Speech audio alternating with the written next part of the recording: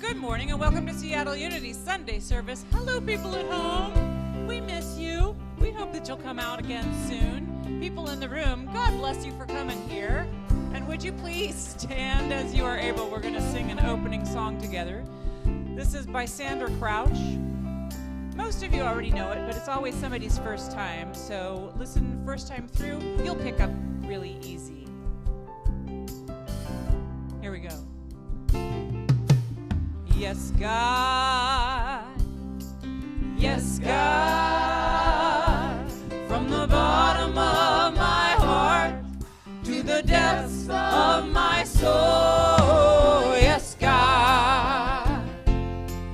Completely, yes. My soul says yes. Let's give it a step touch and sing it again. Yes, God. Yes, God, from the bottom of my heart to the depths of my soul. Yes, God, completely, completely, yes. My soul says yes. I'll sing a verse. Not my will, God, but thy will be done.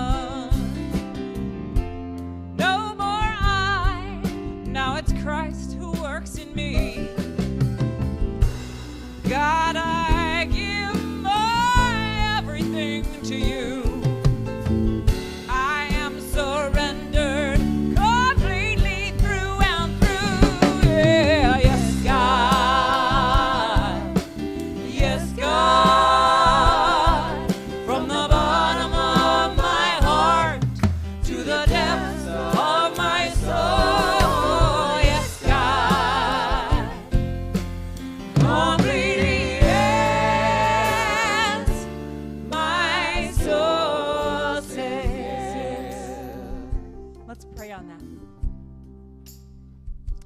And so we take a moment to turn our attention within as we stand firm in our opening statement. So let's affirm it together. There is but one presence and one power in my life and in the universe. God the good, omnipotence. Let's sing it through again once more, but start quietly. So this is for the introverts or for those moments when you can't just shout out loud, praise God, but you need to be like, praise God, real quiet. Or commitment. This song is about a deep commitment and a surrendering to the calling. Here we go. Yes, God. Yes, God. From the bottom of my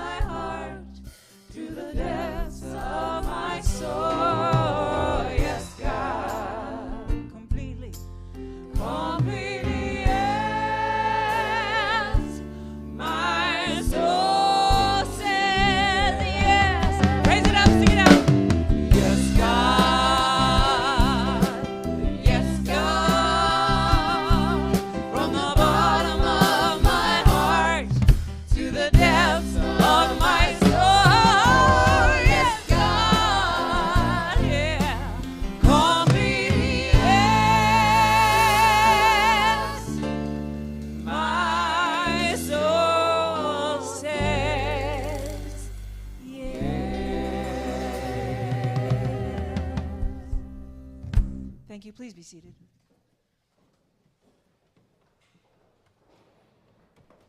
Good morning. And welcome to Seattle Unity, both in-house and at home. Thank you all for being here this morning. So if you would join me with, I believe it is our mission statement, which is, we are a welcoming spiritual community thriving in the heart of Seattle, celebrating, inspiring, and deepening our individual and collective spiritual journeys, and it is so. So a couple of announcements. This is Outreach Sunday, which means we collect funds and, we support organizations that help the homeless and those who are in need in Seattle. So our outreach team, would you raise your hands, please? So if you want to give a cash or check, you can give it to one of these people, and or you can text it at the Seattle text number, which comes up during our offering, and just put outreach after the amount of money that you put in, and it'll go to the right place. So one more announcement is next Sunday is our last Sunday at Metropolis. It has finally arrived, and so the 28th will be our first service in the new building, and we're calling it a soft opening because we know there's going to be glitches. So we'll have the public one in September, meaning we're going to have our acts together and everything will be working just fine, right? So just so you know, we're going to celebrate Metropolis. We're going to celebrate our space being here and say goodbye to it with love. So join us for that next week. So that said, let's all, and if you have prayers, please, if you're home, type them in the chat box. If you're in the room, there's a prayer box over there, and you can write them down, and we'll bless people not only after the service, but throughout the week. That said, let's all stand and greet one another and see our announcements at home.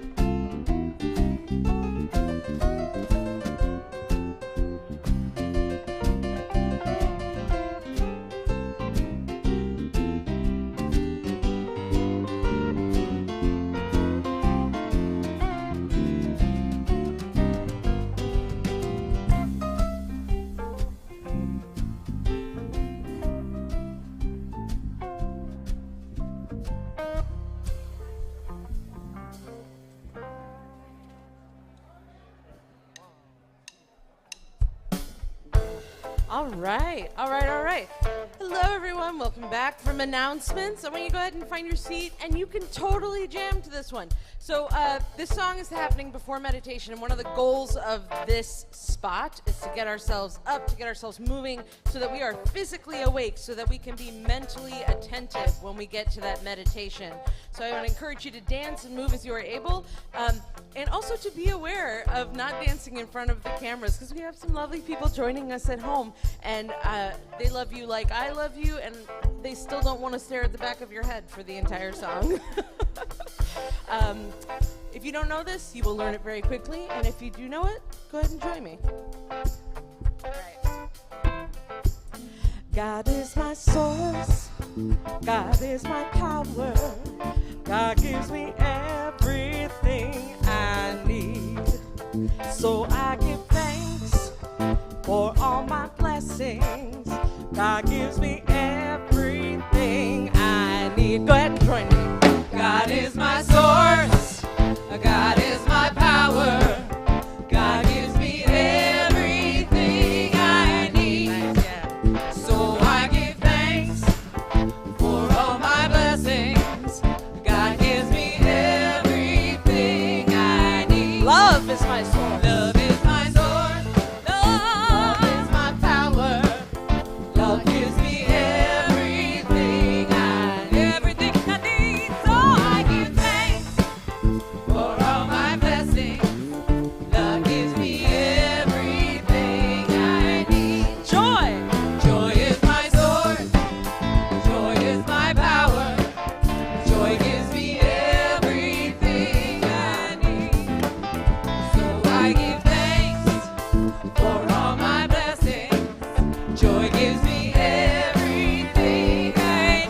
on, Brian. Give us some.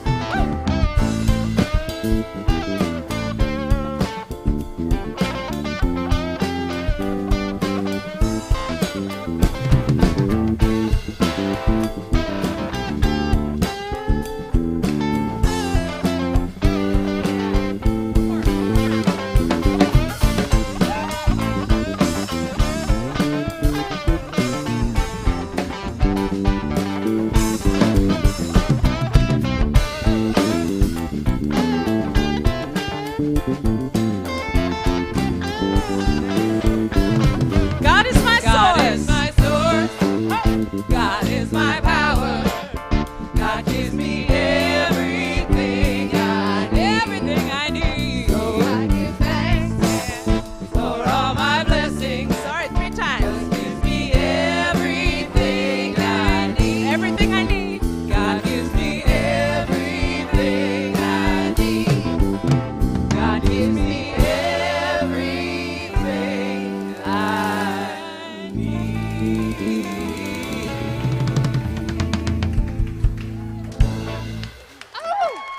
Awesome. All right, please be seated.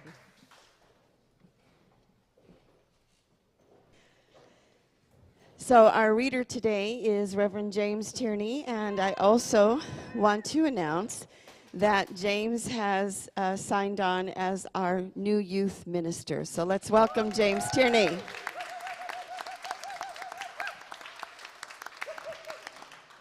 Thank you, Karen. It is so wonderful to be back as youth minister. And we have a lot of the old team back. Lewis is back, Sandy is back. And we'll tell you more about how to add serendipity to your life by being a youth volunteer. But when we're in the new church, there will be youth services.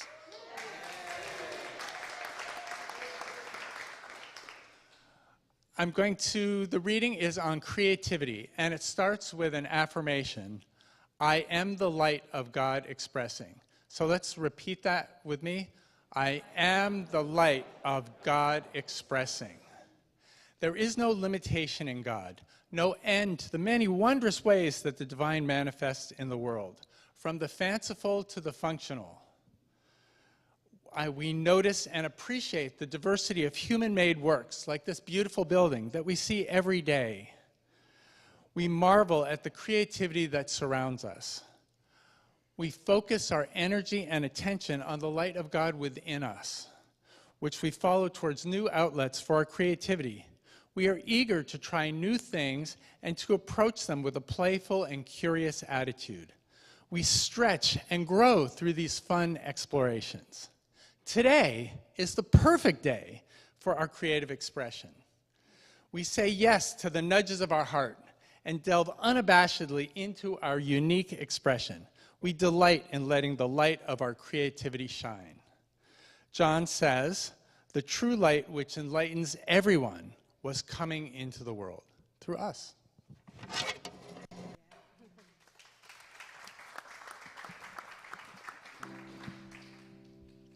We're coming into a contemplative part of the service now. I encourage you to become comfortable in your chairs. In the middle of this part will be a 3-minute silent meditation. To move us into that space, we'll have a song that helps regulate our breath and unify the room. So when you sing together and you breathe together, you unify with that space. And then when we share the silence together, it goes deep and it's very open. To introduce that song, we have Stephanie Emery. So Stephanie and Brian Emery are here visiting from California. We're just really lucky to have them on board. Thank you very much. I'll take the moment while you're settling. I'll take the moment to introduce the rest of the team. We have Jesse, Olivia, who's doing fabulous. David. Some of you thought that there was a substitute a few weeks ago who almost looked like David, and because he was wearing his mask the whole time, a few of you thought he was and complimented on him on his hairdo. So the guest pianist was really happy with that, but thank you. and then Stephanie. And then we have Jen and Rose, who are mother and daughter, and I'm thrilled to have them back as well. Rose is also a poet, and in a song later in the service, you'll hear she'll be reading a section of one of her poems, and it's about her experience growing up being taught by nuns. It's a good thing. It's a really good thing. That's good. Stephanie, would you please introduce our song, and then we'll settle in.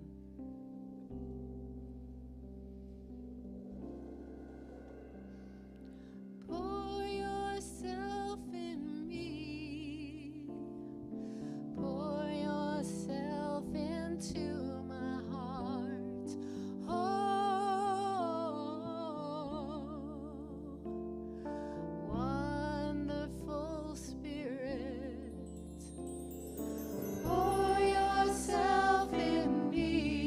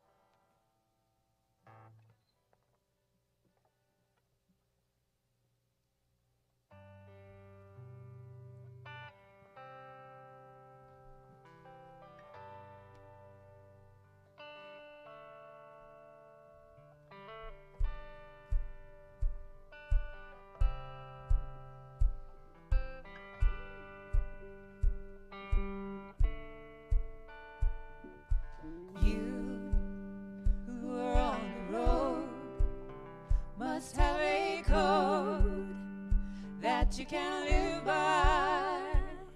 And so become yourself, because the past is just a goodbye. Teach your children well, their father's hell did slowly go by. And feed them on your dreams. The one they pick is the one you'll know by. Don't you ever ask them why. If they told you, you would cry. So just look at them and sigh, and know they love you.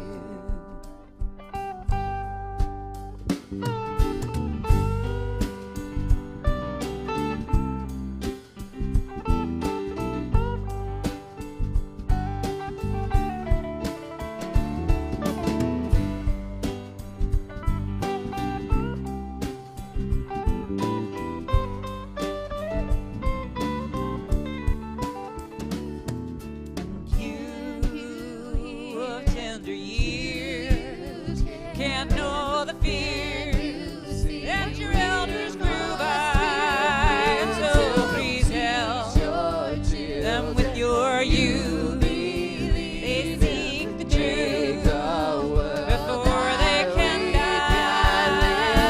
Oh, teach your parents well, the children's hell will slowly go by. And feed them on your dreams. The one they pick is the one you'll know by. Don't you ever ask them why. If they told you, you would cry. So just look at them and sigh, and know they love you. Yes, they do. And know they love you. Oh, and know they love you.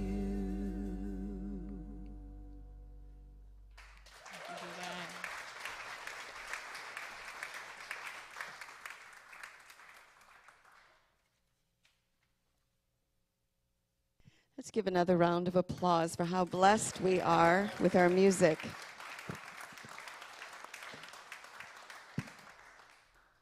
So this year in our Tree of Life series, we are celebrating fruit, the fruits of the tree, the fruits of the vine this month.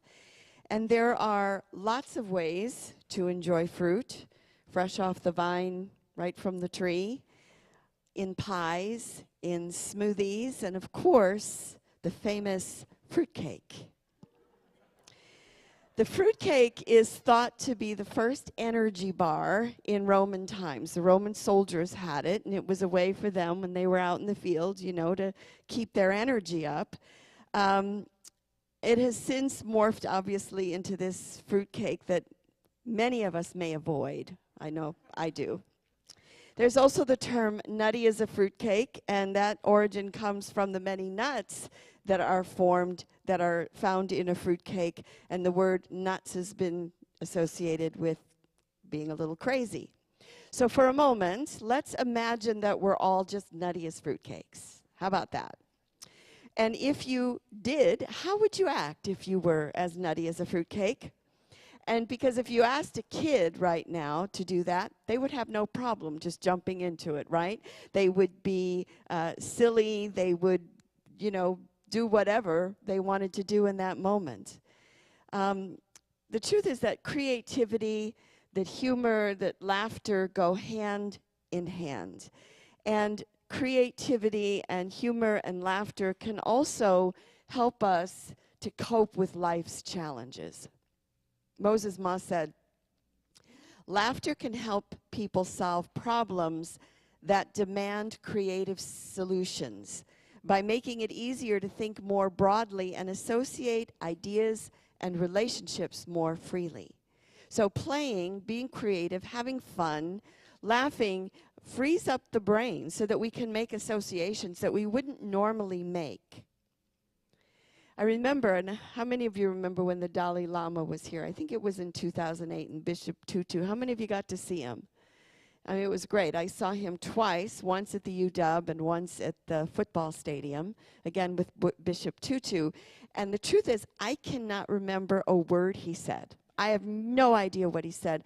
But what I remember is how much he laughed. And he and Bishop Tutu were just up there joking around and laughing, and they were just having a good old time. Yeah. And it reminds me of what Teilhard de Chardin said when he said, joy is the infallible sign of the presence of God. So, again, a sense of humor has been linked to creativity. Rex Young said, when we perform intellectual tasks, neural networks appear to function, this is in our brain, in more directed and linear ways. However, when we attempt to perform more creative tasks, it is as if the neural pathways plot about and are more meandering and take more circulatory paths. Again, so there's this openness, this connection that doesn't follow the linear road. I was reading that Paul McCartney uses this technique when he's writing songs. He says what doesn't work for him is to come up with a part of a song and then just sort of let it sit on the back burner and, you know, kind of play back and forth. He says when that happens, when he does that, what happens is his critic takes over, the editor takes over, and he said he criticizes what he has so profoundly that he can't move forward with it. So he's found a technique that works for him. He said leaving songs on the back burner gives you time to plant those seeds of self-doubt, which by the time you've gone to pick up the guitar and have another bash, have blossomed into established creative blocks. So to avoid this, it's best not to be too interior about one's songwriting. I don't think about what I'm writing about because it spoils the magic for me. So I don't often come to writing a song with much of an idea, maybe a title, maybe a phrase, or maybe it's just a thought. Sitting down with no clear roadmap might seem like a frightening prospect, but in reality, it makes the songwriting process a good deal less stressful. So he says he will write down a thought or a word and then just write randomly on a piece of paper and just follow it around and see where it goes. And I have actually found, for me, that when I go to write a sermon, that works for me. Because when I'm trying to be linear, for me, the critic steps in, and it's like, no, this isn't right. You need to do that instead. Whereas if I just put a thought, the thought can lead me to another thought, which can lead me to a story, which can lead me to this, which can lead me to that. And I find that the whole process is much more organic. You know, that it's much more fluid and less angst producing.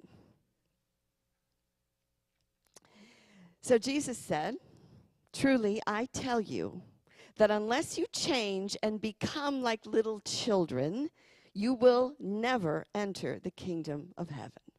So we know the kingdom of heaven is the expansion of consciousness, right? The word heaven in Greek is ourenos, which is that expansion. So in order to have an expanded consciousness, we need to become as little children. In other words, we need to be in the moment. We need to have a willingness to play, to be creative, to be silly, which helps connects us with the divine. Again, Moses Ma said, children laugh 400 times a day, while adults laugh about 15 times a day. As we age, we begin to lose our ability to be delighted. So become as a little child. All right, that said, I'm going to tell you a joke.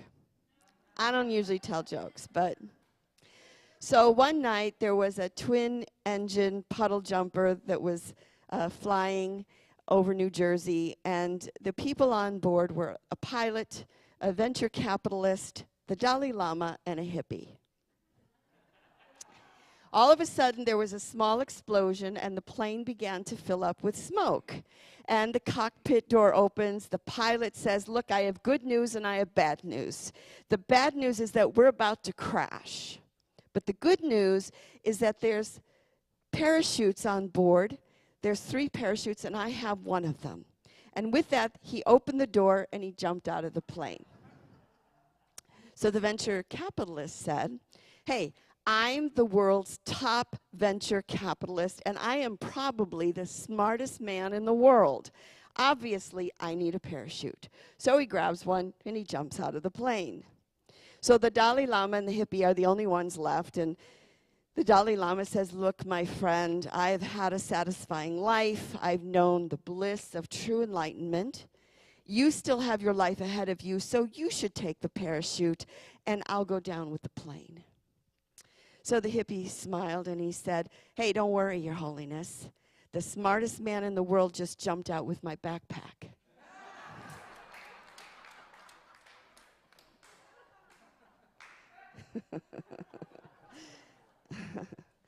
So this joke is about the reversal of power. It's one of the reasons that we find it funny. The other thing is the way humor works is that it plays with our brain in that we're headed down a path and then the path changes. And that delights the brain.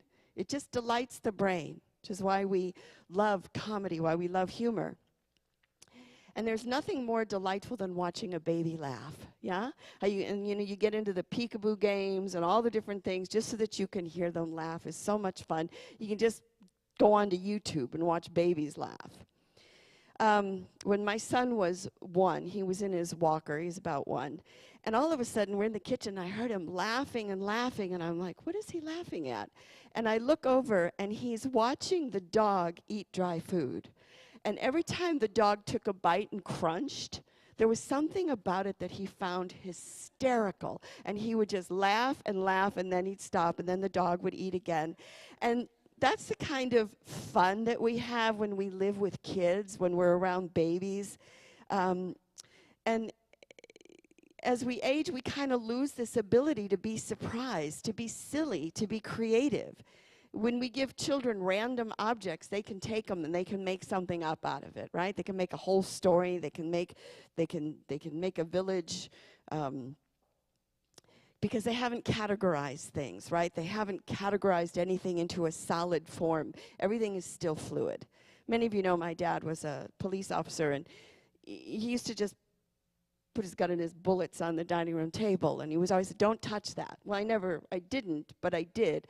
I used to pick up the bullets, and they were like little people to me. And I made little villages. They all had little villages that they were these little short, fat people that would just sort of walk around.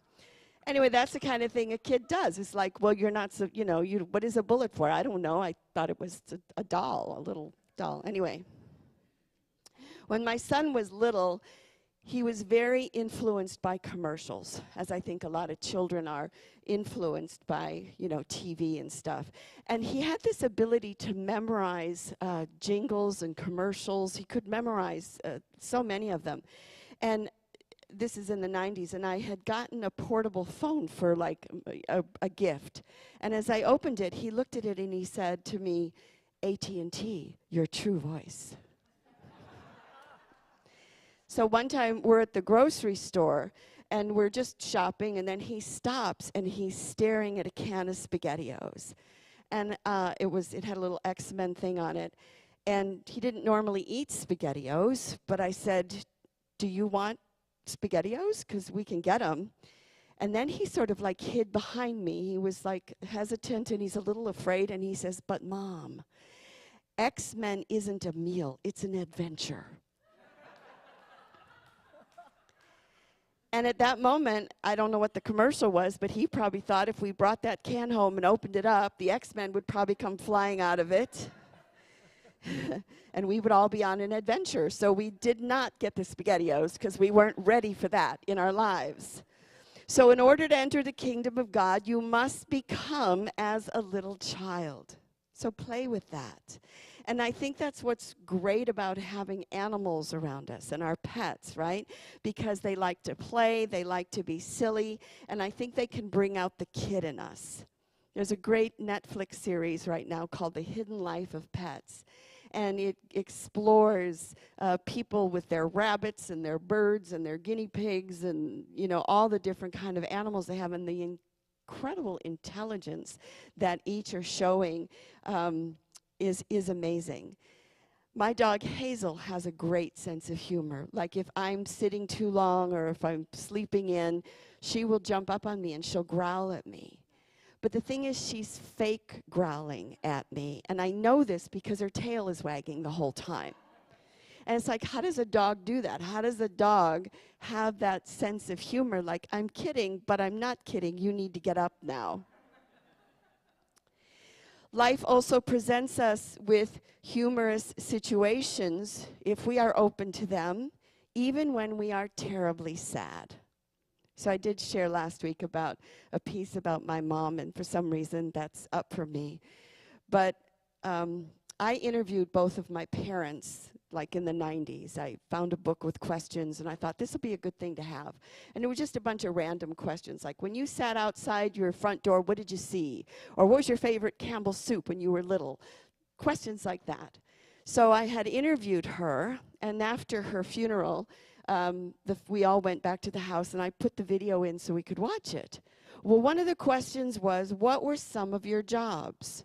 Now, we had just come from the whole 9 yards with the casket and all that. And she rattled off a bunch of jobs, and then she said, oh, yeah, well, I also used to work in a casket factory.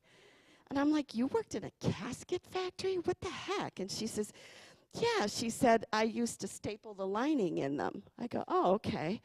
And she says, and let me tell you something, you know what? It looks pretty cozy in those caskets, doesn't it? It really does, but I'm telling you it's not, because you're just laying on a flat piece of wood, and it is not comfortable at all. And we couldn't get over the irony of the fact that here we had just seen my mom, and it was as if she was saying, did you think I looked cushy? Because it wasn't cushy in there at all. Charles Fillmore said, I do not know how we would get along without a little joy in life. I do not know how we would exist without the humorous side. So stepping back and laughing at life helps us with the spiritual practice, the Buddhist spiritual practice of detachment. So detachment doesn't mean indifference. Oh, I'm detached. I don't care. I'm not attached. It doesn't matter. Ron Rathbone wrote about the Buddhist practice, and he said, true detachment isn't a separation from life, but the absolute freedom within your mind to explore living. So we get that same idea again, where we're kind of doing this circular movement and this connection as opposed to linear. So this leads us into the spiritual practice of detachment. Humor can help us with that. So detachment is also an understanding that life is impermanent, and humor and creativity can give us a willingness to let go and create space. So this week as we move forward, I invite you to be as nutty as a fruitcake. Discover the things that make you laugh. Do you have a favorite comedian? Do you have favorite movies? Is it just hanging out with somebody you know has a great sense of humor? Because seeing the humor in situations gives us space and allows us to take a step back from our problems. So again, what is it that makes you laugh? One of the reasons that I enjoyed doing comedy before COVID wasn't so much of getting on stage and doing that, but it was hanging around with a bunch of people that I knew were funny.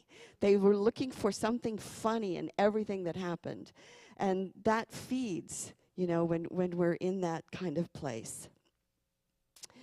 So give yourself space for a creative project, whether it be an art project or a writing project, or maybe you're just planning a meal or you're planning your next vacation.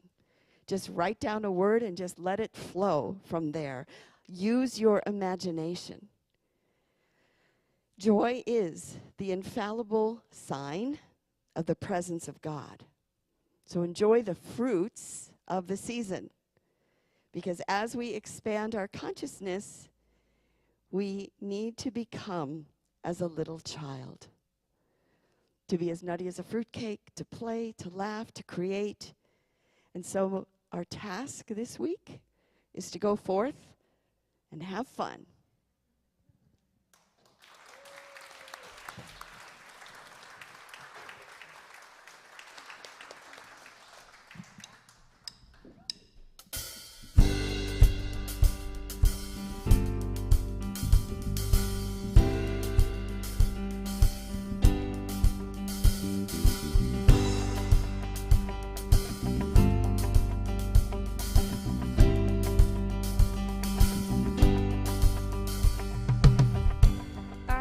Walking the wayside,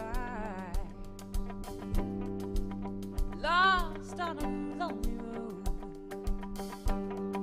I was chasing a high life, trying to satisfy my soul. And all the lies I believed in left me crying like the rain. Then I saw lightning from heaven, and I've never been the same. Yeah, I'm gonna climb a mountain, I'm gonna shout about it. I am a child of love. I found a world of freedom, I found a friend in Jesus. I am a child of love. Yeah.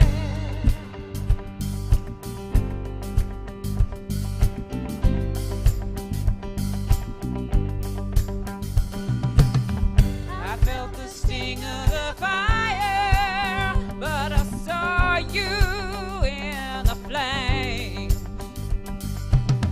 Just when I thought it was over, you brought me out of my grave. Yeah. I'm gonna climb a mountain, I'm gonna shout about it. I am a child of love. Yes, I am. I found a world of freedom, I found a friend in Jesus. I am a child of love. Sing it again, yeah. I'm gonna climb a mountain, I'm gonna shout about it. I am a child of love. Yes, I am. I found a world of freedom, I found a friend in Jesus. I am a child of love.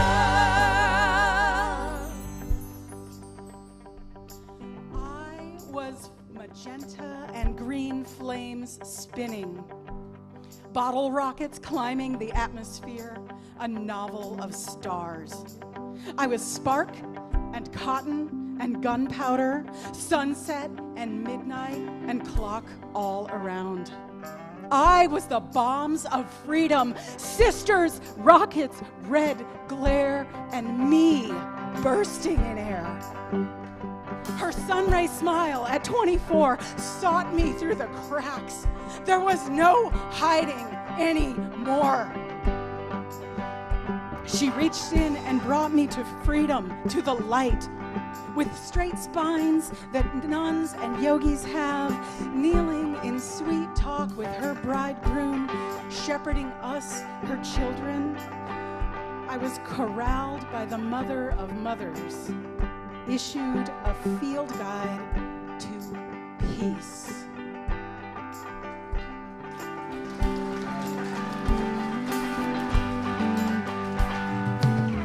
I'm gonna climb a mountain. I am a child of love. I'm gonna shout about it.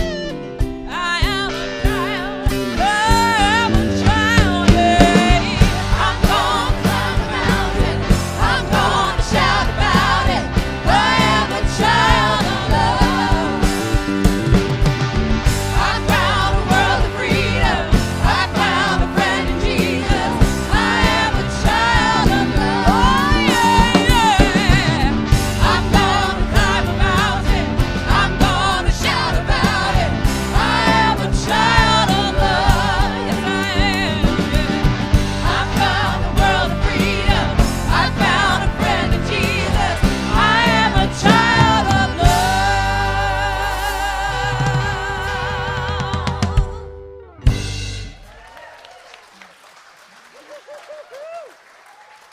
Rose Ram.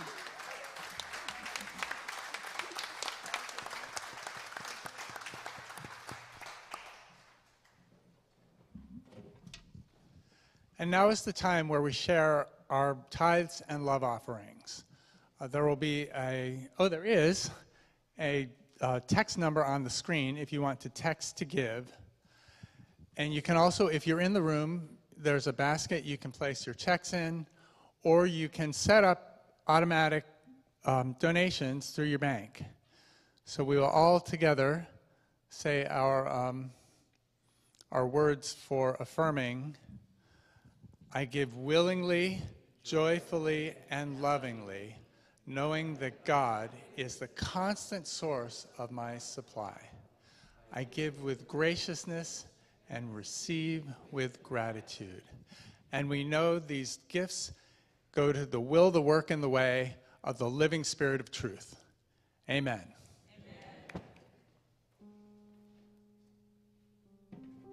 Thank you, James.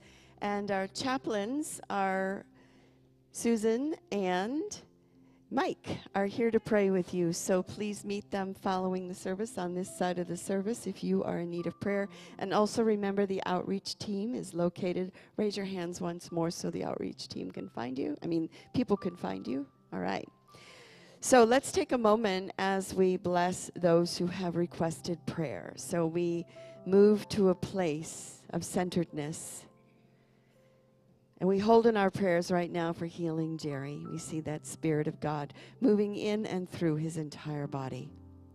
We bless Julie and Stephen, Scott and David, Camille and family.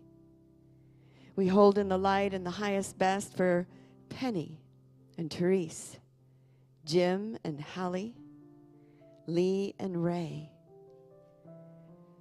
We affirm divine order, manifesting in the life of Arlene and Louise, Leanne and Danny.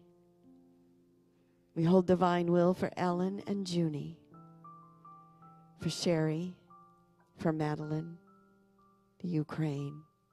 Anyone else who comes to mind? Speak their name or the place now. And so we affirm our prayer for protection. The light of God surrounds us. I am light. The love of God enfolds us. I am love. The power of God protects us. I am power. The presence of God watches over us. I am presence. Wherever we are, God is, and all is well. Let's sing a closing song together. I invite you to stand as you are able. If it is consensual, go ahead and hold hands, but make sure that you're not overcrossing somebody's boundaries. But when we can connect in whatever way in which we can connect, that's what this moment is about. This is a super easy song called Shanti, which means peace in Sanskrit. Let's try this. Shanti.